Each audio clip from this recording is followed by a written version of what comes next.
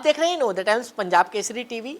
Japan और चीन के अंदर जिस तरीके से कोरोना कहर बरपा रहा है, वहीं अब इसको लेकर भारत भी अपनी तैयारियों में जुट गया है। वहीं केंद्र सरकार की अगर बात करें तो सरकार जो है लगातार स्वास्थ्य मंत्रालय के साथ बैठक कर रहे हैं, वहीं राज्य के जो स्वास्थ्य मंत्री हैं उनके साथ बैठक की जा रही है।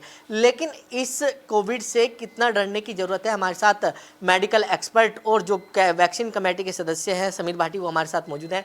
सर, पहले तो जानना चाहेंगे, लगातार कोविड जो है अपना रूप बदल रहा है, नए नए वेरिएंट सामने आ रहे हैं। इस बार जो है BF वेरिएंट सामने आया है, कितना खतरनाक है ये वेरिएंट? बिल्कुल, देखिए जैसा हम देख ही रहे हैं कि कोविड के नए-नए तरह के स्ट्रेन या वेरिएंट आते रहते हैं। अभी फ़िलहाल जो हम बात करें जिसकी वजह से चाइना के अंदर जो सुनामी आई है कोविड की, उस वेरिएंट का नाम है BF.7 जैसा अभी इन्फॉर्मेशन आ रही है, पर चाइना से पूरी तरह से इन्फॉर्मेशन आती नहीं है।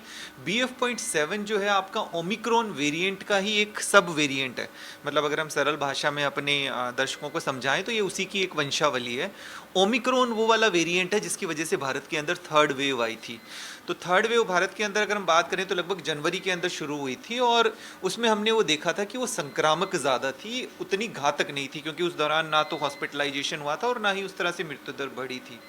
बट अभी जो BF.7 की बात कर रहे हैं, ये भारत के अंदर जुलाई के अंदर भी फर्स्ट केस देखा गया था इसका, और उसके बाद हमने इसका सितंबर में भी केसेस देखे थे। उतना ज़्यादा हमने इसका वो नहीं देखा कि इससे कोई ज़्यादा यहाँ पर प्रॉब्लम रही हो भारत के अंदर।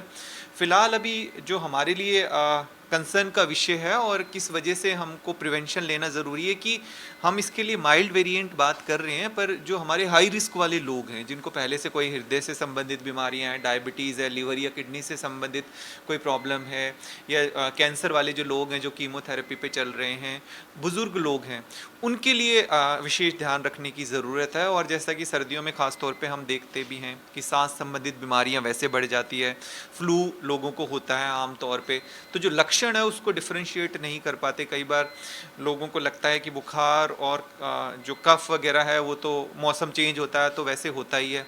तो इसलिए थोड़ी सी हमें सावधानी बरतने की ज़रूरत है कि इस तरह के लक्षण आते हैं तो अपनी जांच जरूर करा लें, क्योंकि हो सकता है आप को कोविड, क्योंकि इसमें री इन्फेक्शन काफ़ी होता है। री इन्फेक्शन मतलब आप एक बार संक्रमित हो चुके हैं तो दोबारा भी आपको संक्रमण हो सकता है, और ब्रेक थ्रू इन्फेक्शन मतलब आपको वैक्सीन लगी है तो भी आपको संक्रमण हो सकता है।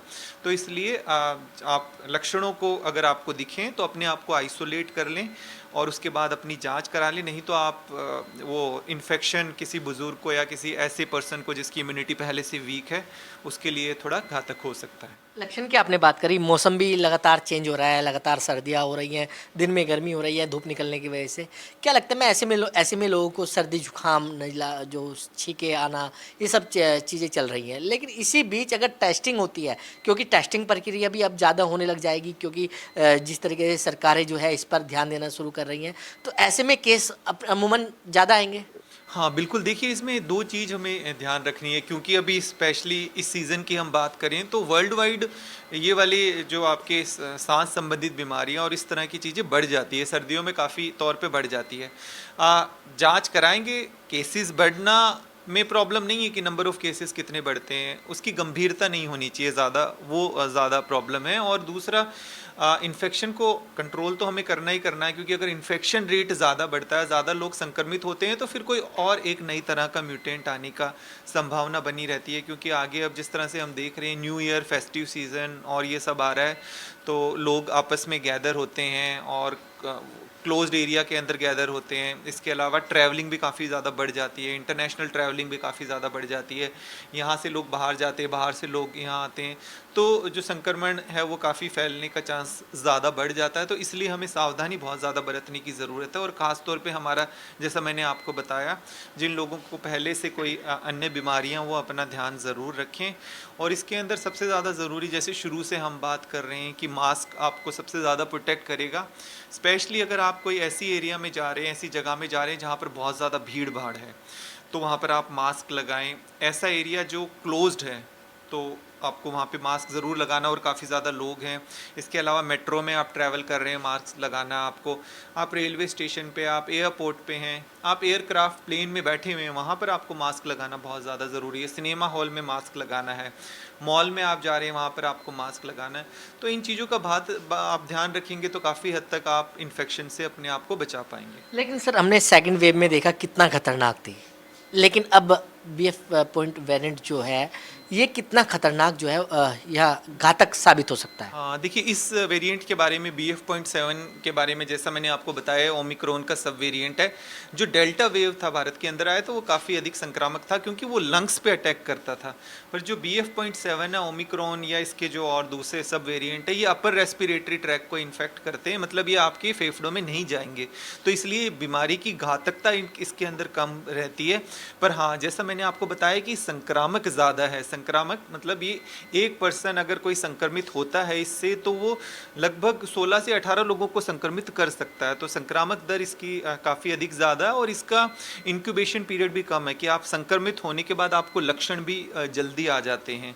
तो इस वजह से हमें इस चीज़ का ध्यान रखना बहुत ज़्यादा ज़रूरी है। लक्षण क्या दिखाई देते हैं, मतलब इसमें क्या वही बुखार और जिस तरीके से नज़ला जुकाम? हाँ, लक्षण इसमें आमतौर पे बुखार तो होता ही होता है, एक कॉमन लक्षण है। इसके अलावा आपको कफ, जैसे गले के अंदर आपको खराश होती है, और वीकनेस इसका एक काफ़ी कॉमन लक्षण है। और कुछ लोग ऐसे होते हैं जो एसिम्प्टोमेटिक होते हैं, जिनको लक्षण भी नहीं आते हैं। तो इसीलिए महत्वपूर्ण इसमें ये हो गया कि आपको अगर कोई भी ऐसे लक्षण होते हैं तो अपने आप को 2 या 3 दिन आइसोलेट ज़रूर कर लें लक्षण, क्योंकि अगर आप बाकी जो ऐसे लोग हैं हाई रिस्क वाले, बच्चे, छोटे बच्चे हैं, प्रेग्नेंट वुमेन है, बुज़ुर्ग लोग हैं, उनको अगर आप ये इन्फेक्शन देंगे तो उनके लिए फिर थोड़ा सा ये इन्फेक्शन ज़्यादा खतरनाक हो सकता है। अच्छा, बूस्टर डोज कितना ज़रूरी हो जाती है? क्योंकि फर्स्ट डोज सभी ने लगवाई, सेकंड डोज लगवाई, लेकिन बूस्टर डोज है बहुत कम लोगों ने लगवाई है। क्या अब लोगों को बूस्टर डोज लगवानी चाहिए? हाँ, देखिए बूस्टर डोज की बात करें तो भारत के अंदर जैसे आपका कोविशील्ड और कोवैक्सीन लगी है, तो ये वाली जो हमारी दोनों भारत की वैक्सीन है, ये ओमिक्रॉन के ऊपर भी इफेक्टिव रही है। क्योंकि इसी की वजह से हमने देखा था कि थर्ड वेव हमारे लिए उतनी ज़्यादा घातक नहीं हुई जैसा हम चाइना में देख रहे हैं। तो इसलिए अगर बूस्टर डोज लगा लेंगे तो एक एक्स्ट्रा प्रोटेक्शन ज़रूर मिलेगा। हालांकि लोग कह रहे हैं कि ऑलरेडी हम लोगों ने 2 डोज लगा लिया और नेचुरल इन्फेक्शन भी है। आप एक हेल्दी पर्सन है और आपने 2 डोज लगा लिए, नेचुरल इन्फेक्शन भी हुआ है, तो आप लगा लेंगे, एक एक्स्ट्रा आपको प्रोटेक्शन मिल जाएगा। पर ऐसे लोग जो, जैसा मैंने आपको बताया, जो हाई रिस्क वाले हैं, उनको तो बिल्कुल इसको बूस्टर डोज को टाइमली ले लेना चाहिए, क्योंकि उनकी इम्यूनिटी पहले से वीक होती है। तो इस चीज़ का आपको ज़रूर ध्यान रखना है, पैनिक नहीं करना है, डरना नहीं है, स्ट्रेस नहीं लेनी, अपनी इम्यूनिटी पे काम करते रहना है। व्यायाम आप अधिक से अधिक अच्छे से व्यायाम कीजिए, अपनी डाइट ठीक से लीजिए, जैसे मैंने आपको बताया मास्क ज़रूर पहनिए, सैनिटाइजेशन का जैसे हम शुरू से बात कर रहे हैं, कहीं भी आप जाते हैं बाहर तो हाथों को अच्छे से सैनिटाइज़ कीजिए, क्योंकि यही एक रूट है हमारा, नाक या मुंह के जरिए आपका वायरस जाएगा। अगर यहाँ पर आप मास्क लगाएंगे तो बहुत अधिक आप उसको वायरस की एंट्री को रोक सकते हैं। अच्छा, फेस्टिवल सीजन चल रहा है, न्यू ईयर भी नज़दीक है, ऐसे में लोगों को क्या सावधानी जो है बरतने की ज़रूरत है? हाँ, इसमें सबसे ज़्यादा इंपॉर्टेंट है ज़रूरी, जैसा मैंने आपको बताया, भीड़ भाड़ वाली जगहें, क्योंकि ज़्यादातर क्राउडेड जगह होंगी और काफ़ी लोग बाहर निकलते हैं। तो ऐसा नहीं कह रहे कि आपको न्यू ईयर नहीं बनाना है, आप बनाइए, पर सावधानी के साथ बनाइए। पूरी सावधानी का मतलब यही वाला है कि एक आपका जो घर में ऐसे लोग हैं जिनको हाई रिस्क है, उनका आप विशेष तौर पे ध्यान रखिए। अगर वो भी जा रहे हैं आपके साथ तो मास्क ज़रूर पहने, और आप जा रहे हैं बाहर तो ऐसा नहीं कि आप संक्रमण लेके घर पे ऐसे लोग जिनको काफ़ी अधिक प्रॉब्लम है, बुज़ुर्ग हैं, उनको आप संक्रमण दे रहे हैं। तो इसलिए आपको ध्यान रखना, अपना भी ध्यान रखना, और ऐसे लोग भी जिनकी इम्यूनिटी वीक है उन लोगों का भी आपको ध्यान रखना है। तो आप जब भी जाएं आप पूरा अपना मास्क वगैरह पहने, हाथों को ठीक तरीके से सैनिटाइज़ करें, और अगर कोई भी लक्षण आता है तो आप उसमें लापरवाही ना बरतें, अपनी जांच ज़रूर करा लें ताकि आपको पता लग जाए कि ये नॉर्मल सीजनल फ्लू है या कोविड है। तो बिल्कुल लोगों को सावधानी बरतने की जो है ज़रूरत है। दिल्ली से कमल कुमार कंसल, नवोदय टाइम्स, पंजाब केसरी टीवी। हमसे जुड़े रहने के लिए हमारे YouTube चैनल को सब्सक्राइब करें और नई वीडियो की नोटिफिकेशन के लिए बेल आइकॉन को दबाएं। अगर आप ये वीडियो Facebook पर देख रहे हैं तो लाइक जरूर करें और ज्यादा से ज्यादा शेयर करें। धन्यवाद।